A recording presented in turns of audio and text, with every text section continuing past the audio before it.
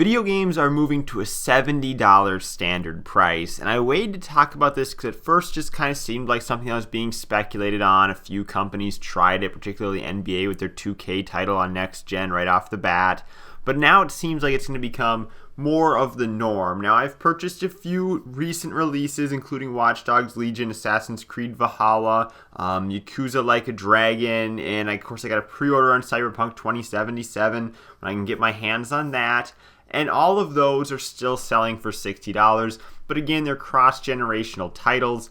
And look, I get it, video game prices have not increased in 15 years. There's been inflation this entire time, and the cost to make these games has increased. However, remember a video linked down in the description from Upper Echelon Games that basically explains how this isn't really the case. In fact, video games are making more than ever, and it's because of microtransactions and DLC, which I get not everybody buys. I don't buy a lot of DLC or microtransactions myself, but there are whales that buy an insane amount of this and actually have caused these games to be more profitable than they ever have been before, which is why the $70 price tag does not entirely make sense anyways.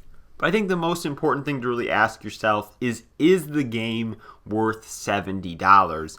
So often the case when you purchase a new game for $60, like I did with both recent open world Ubisoft titles I picked up, it's just a buggy mess right off the bat. And for the most part, I'm the type of person who wants to wait for the game to be out a while when I can pick it up for like $10 or $20 at most by purchasing it used. So how do you judge if a game is really worth the amount of money it's selling for? Well, the metric that I've seen a lot of people use on Reddit is they're trying to get $1 per hour played out of the game. So if they spend $70 on it, ideally they'd want to play the game for 70 hours. And while some of these games, maybe that's the case if you tackle all the side quests and whatnot, but for the most part, none of these games are really worth that much money. Which brings about the argument of, well, is there any way you can kind of push around this and purchase the games cheaper? And there is. So most oftentimes when new games come out at Walmart, they sell them at a discount. Currently in the past, it would be, well, if the game was $60, Walmart would sell it on day one on their store shelves, no coupon, no nothing, for $50, which of course, if this was applied to the current $70 price model, I'm assuming they'll sell them for around $60, maybe a little bit less if that's a percentage-based discount that they're getting the $10 off, or if it's just a straight $10 off, it'd be $60. So Walmart could be a good place to look if you're hoping to get games closer to the $60 price point. But also there's eBay and just the used market in general. This is so often overlooked, but when a new game comes out, it seems like just days later after release, surely some people have finished the game, they want to get rid of it, and they'll put it up oftentimes in the neighborhood of $48 with shipping included. Seems like the sweet spot where a few days after release, a game that was $60, you could now pick up for $48. So it'll be interesting to see if that trend continues. Maybe you can pick up a game that went for $70 for something like $58.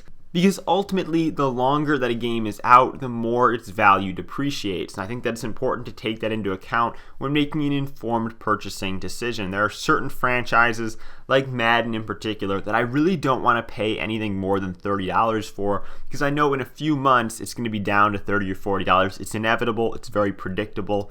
And oftentimes, even with single-player games, if they have a rocky launch or they're awfully buggy, the price comes down fairly quickly because of sales, and in return, the used price goes down even more rapidly. So I think that when you're making a purchase of a $70 game, you got to think, how long is this game really going to hold its value? Because oftentimes, within a week of it coming out, it's lost something like 20% of its value.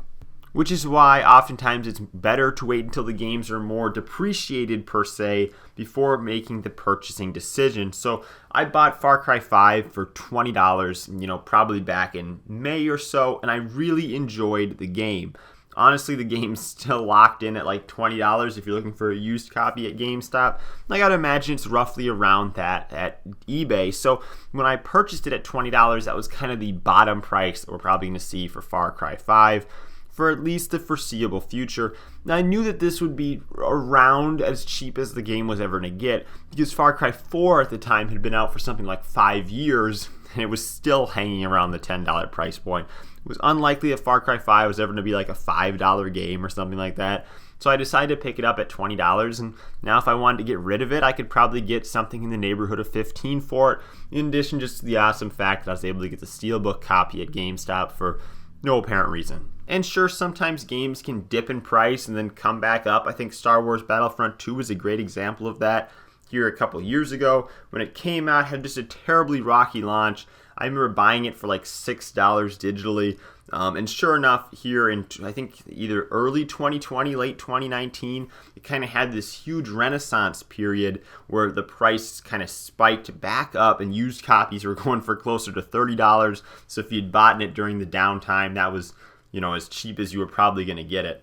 But ultimately, with the exception of maybe trying to find some of these titles discounted at launch at Walmart, I think that a $70 price point for next generation titles is really going to discourage me from picking them up day one. Instead, it's going to really make me want to wait, see that a lot of the issues are ironed out of the game, and so then I can also get at a better price.